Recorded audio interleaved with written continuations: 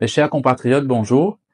Donc, pour donner suite à budget de 2025-2026, on fait une croise avec beaucoup de jeunes et ce qu'ils ont vraiment ressenti, c'est que je pas trop comprends qui ben affaires qui finissent exactement dans le budget parce qu'il est assez long et il y en a à peu près plus que 357 pages dans l'annexe, c'est assez conséquent. Et ce qui m'a fait, moi, me prépare un tableau de synthèse. OK, pour venir expliquer dans qui secteur d'activité nous allons mettre l'emphase. Mais avant qu'il m'explique dans qui secteur d'activité nous allons mettre l'emphase, moi, je prépare aussi un tableau qui pour donner nous une différence entre revenus et dépenses. Parce qu'il faut pas oublier, l'État, il commence à une entreprise, OK? Il y en a des revenus, il y en a aussi des dépenses. Et nous avons comprendre aujourd'hui de quelle façon ça revenu-là peut alloquer à différents ministères qui viennent. Donc, pour commencer tout d'abord, notre total revenu dit pour 224 milliards de roupies sur l'année 2025-2026. C'est assez énorme. Et ça est divisé en plusieurs catégories. Par exemple, notre taxe sur biens et services, c'est-à-dire qu'on trouvait, il démarrait par taxe. Taxe, c'est quoi? Donc, c'est qu'est-ce qui peut tirer avec le consommateur, nous-mêmes, etc. Et ça, il représente plus gros chiffre dans nos revenus et les concerne une grande distribution, pétrole, l'hôtel, importateur, l'auto, etc. Les représente 119 milliards de roupies qui nous paient payer dans un supermarché, quand nous payons des rations, de bazar, peu importe, se passer cigarettes, se passer l'alcool. Donc, les représente 119 milliards de roupies de nos revenus. Ensuite, deuxième position, il y a taxe sur revenu et bénéfice. Donc, ça les concerne plus ban salariés, c'est qui ban income tax qu'ils ont payé, ban entreprise en termes de taxe sur bénéfice, et ça les représente 65 milliards de roupies sur l'année 2025-2026. Ensuite, nous avons les autres types de taxes que nous payons, donc les concernent plus taxes que nous quand nous payons vendre un terrain, quand nous payons vendre un loto, etc. Donc les concernent notaire, opérateur de jeu, agence immobilier, et ça les représente 10,5 milliards de roupies sur l'année 2025-2026. Ensuite, en termes de contribution sociale, nous avons 14,5 milliards de roupies. Contribution sociale, c'est-à-dire c'est employeur et salarié. Donc, un employeur, je paye une partie, salarié, je paye une partie, et ça les représente 14,5 milliards de roupies. Et les autres subventions, revenus qui nous gagnent par rapport à dons, cadeaux qui les autres l'État fait à nous, les autres pays de nous en cadeaux, dons, etc., les représentent 11 milliards de roupies, qui fait à nous un total de 224 milliards de roupies sur l'année 2025-2026. Maintenant, nous passe sur la partie dépenses qui nous est là de l'État. Donc, nous finissons cause revenus, nous avons 224 milliards. Donc, maintenant, quand nous cause dépenses, en première position, nous avons protection sociale, 90 milliards de roupies. Donc, ça, c'est une pension qui nous payait pour une personnes retraitées, une personnes invalides, une famille vulnérable, une bénéficiaire social aide et enfants handicapés. Donc, ça, c'est 90 milliards de roupies. Donc, qu'à cela, tiré avec nous, 224 milliards en termes de taxes, nous peut redonner la population, nous peut redonner les peuples 90 milliards qui représentent la protection sociale en termes de retraite, etc. Deuxième position, nous avons service public, 78 milliards de roupies. Donc ça les concerne la paie fonctionnaires, contrat qui est tiré à travers IDB, MRE, nettoyage public, sécurité routière, sécurité publique, etc. Donc, ils représentent 78 milliards de roupies en deuxième position.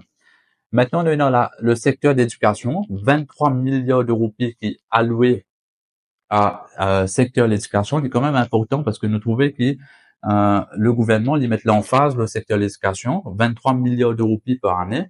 Donc, les concerne école publique, l'université de Maurice, l'API, professeur, lecturer, étudiants et aussi les autres bénéficiaires, par exemple, transport gratuit qui nous donnent, etc. Donc, ils concernent quand même un gros chiffre de nos budgets annuels, 23 milliards. Et maintenant, on a la santé aussi, 19 milliards pour la santé. Donc, man médicaments, l'hôpital public, patient, aussi fournisseurs de médicaments qui nous payent. Donc, ça les représente quand même un gros chiffre, l'éducation et la santé dans nos budgets 2024, 2025-2026. Et maintenant, nous avons la partie affaires économiques. Donc, affaires économiques, les représentent 14 milliards. Donc, ça, c'est 24 qui nous promote, nous donne ban PME, ban agriculteur, ban exportateur, ban startup, en termes de loans, ban grants, qui nous donnait pour qu'ils soient capables de relancer l'économie. Et c'est ça que nous mettons l'emphase tout à l'heure, parce que c'est ça que ban jeune disant guetter, qui peut proposer là-dedans dans sa 14 milliards d'euros projection qu'il mettait. Et en termes de logement et développement communautaire, nous avons 5,3 milliards d'euros. Donc, les concernent ban famille NHDC, ban contractés, ban collectivités locales, ban municipalités. Donc, ils viennent 5,3 milliards d'euros par année. Et en dernière position, nous avons l'environnement qui représente 1,6 milliard d'euros. Total dépenses, il fait à nous 261 milliards d'euros contre un revenu qui nous est de 224 milliards d'euros. Donc, ce qui veut dire qu'il nous a un déficit budgétaire de 37 milliards d'euros par année. C'est-à-dire, sur l'année 2025-2026, nous pouvons prévoir un déficit budgétaire de 37 milliards d'euros qui fait parce qu'il nous dépense les plus qui nous revenus. Et, ben, je ne réaliser une affaire. Demain, si je tenais une entreprise, que je dépense plus qui revenus, donc automatique, il fait un loss. Il fait une perte, nous besoin dire. Et ça n'est pas bon pour l'économie du pays. Et pour terminer, nous finissons trouver que nous dépensons les plus que nos revenus, donc ils peuvent contribuer à un déficit budgétaire de 37 milliards d'euros. Et c'est là que ben jeune bien comprend qu'ils nous pas capables d'augmenter sa revenu là, qui fait parce que nous majorité de nos revenus les concernent ben taxes. Si nous augmente revenu, c'est-à-dire mon petit augmente taxe, mon petit castal le nous pose même. Donc ben jeune nous dit bien car comprendre les affaires, nous bien il y a plusieurs façons d'investissement en termes de nouvelles technologies qui peuvent venir. Et ça, nous vous en détail dans prochain slide qui nous pouvez. Et maintenant, nous vous en détail plusieurs dépenses qui nous font guetter dans une catégorie qui m'ont fait montrer eux. Et là, nous pouvons en détail, par exemple, protection sociale qui nous donne 90 milliards d'euros qui sont alloués à la protection sociale. Parmi, il y a une augmentation du BRP, c'est-à-dire Basic Retirement Pension, qui passe de 11 000 roupies à 13 500 roupies par mois. Nous avons aussi les autres allocations pour les enfants qui sont handicapés, qui ont un handicap sévère, des autres allocations. Et ça, me conseille le ministère concerné de vous donner plus d'informations là-dessus. Nous avons aussi une augmentation des bourses alimentaires pour une famille vulnérable, c'est-à-dire côté manger pour une famille qui est assez vulnérable. Et nous avons la création d'un fonds logement BRP, c'est-à-dire Basic Retirement Pension, pour permettre aux retraités d'accéder à un terrain ou un toit. C'est-à-dire, je peux créer un fonds pour permettre à un retraité, quand je vous prends votre retraite, je vous gagne un fonds qui est capable de donner soit un terrain, soit une case. Et maintenant, nous passons dans une deuxième catégorie qui coûte à l'État 77 milliards par année. Donc, les services publics généraux.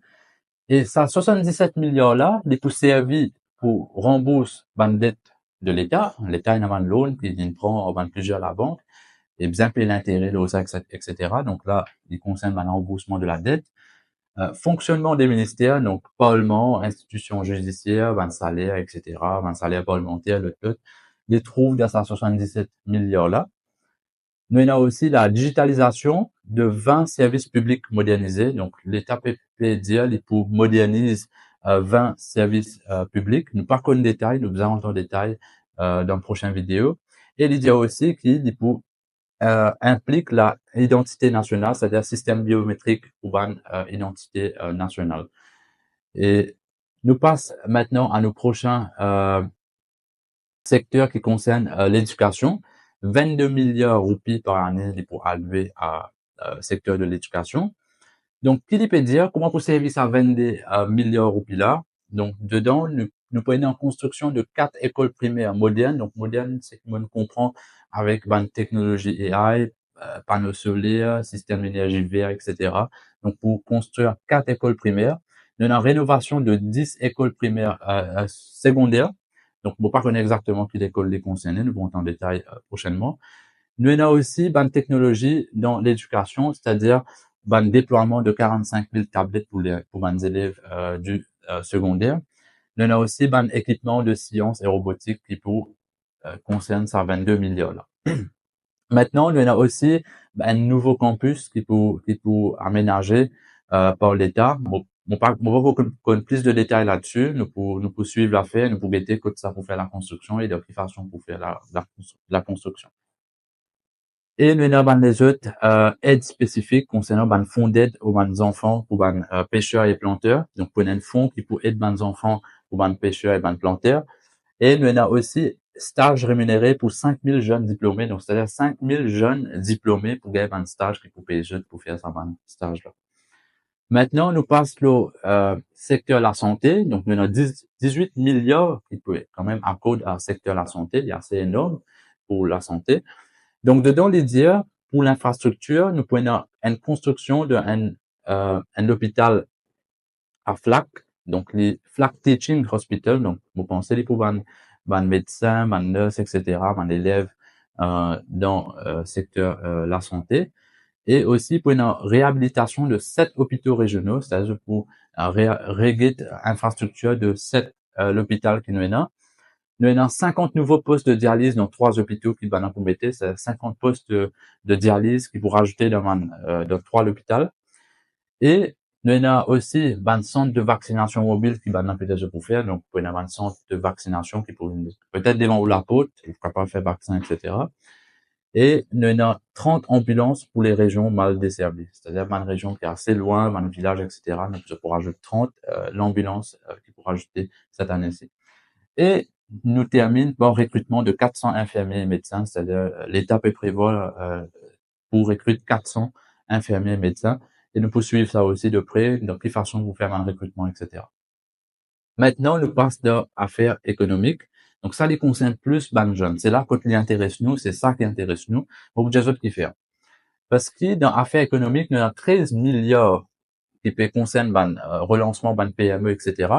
Et logement, nous avons 5 milliards qui peut mettre, qui peut investir dans ban logement et HDC, etc. Mais moi, ce qui concerne moi et ban jeunes, c'est ça 13 milliards qui peut injecter dans différentes catégories. Donc, premièrement, nous avons un nouveau programme SME Growth Fund, c'est-à-dire l'État peut donner des milliards à ban SME à travers la DBM, donc des milliards en termes de loans, etc. Donc, à un taux réduit, bien sûr, et pour permettre ban SME relance de business et relance d'autres activités et investir dans un nouveau secteur, etc. Ensuite, nous avons une subvention pour une sémence bio, serre intelligent et aussi irrigation solaire. Donc là, comment on peut trouver, l'État peut mettre l'emphase de subvention pour dans la partie agricole pour nous capables de servir AI et aussi une sémence bio et une irrigation solaire, c'est-à-dire une green energy pour permettre à promouvoir la partie agricole. Nous avons aussi une création de AI Innovation Hub à Eben. Donc, ça les concerne une start-up en AI. Et ça, vous pensez, vous pouvez besoin plus de détails, mais pas encore rentrer en détail là-dessus. Mais ça, vous pourrez venir vers eux, est extrêmement important aujourd'hui concernant AI, parce que nous prenons une création de l'AI Innovation Hub à Eben, vous pensez, pour permettre à une start-up venir, présenter votre projet et aussi gagner un fonds nécessaire pour capable développer ça un projet-là, qui vous permettre quand même à secteur public et secteur privé faire beaucoup d'avancement. Et aussi, nous avons un financement de man tracteurs et man équipement agricole moderne. Pareil, mon point gagner des détails de quelle façon, on pensait c'est le ministère concerné qui concerne l'agricole qui peut besoin de nous plus de détails. Et ensuite, nous avons relance Air Mauritius, plus de nouveaux packages touristiques qui m'ont pensé pour proposer, pour attirer plus de touristes, parce que moi je te connais dans l'océan Indien. Maintenant, nous avons Maldives, nous avons Seychelles qui peut qu'aucun de touristes nous besoin dire parce que là-bas, ban package là, il peut être plus attractif. Et aussi, nous avons Madagascar qui nous voisins, il peut qu'aucun un peu nous touristes, c'est comme nous dire. Donc là, le gouvernement peut mettre l'emphase de un nouveau package pour attirer les touristes, que ce soit en Europe, que ce soit dans différents pays en Afrique, en Asie. Et nous avons une révision du cadre de taxation pour encourager les startups fintech. Donc, ça, nous pensons, nous pouvons revoir, nous pouvons arrêter de quelle façon pour une révision de ban cadre de ban taxation pour encourager une startup dans le finance, dans le fintech. Et maintenant, pour terminer avec logement et développement communautaire, nous avons un lancement de construction de 12 000 logements NHDC qui pour faire. Nous pouvons guetter que ça peut faire, de quelle façon on peut faire, etc. Et nous prenons une aide, ça c'est important, moi je trouve ça vraiment vraiment important.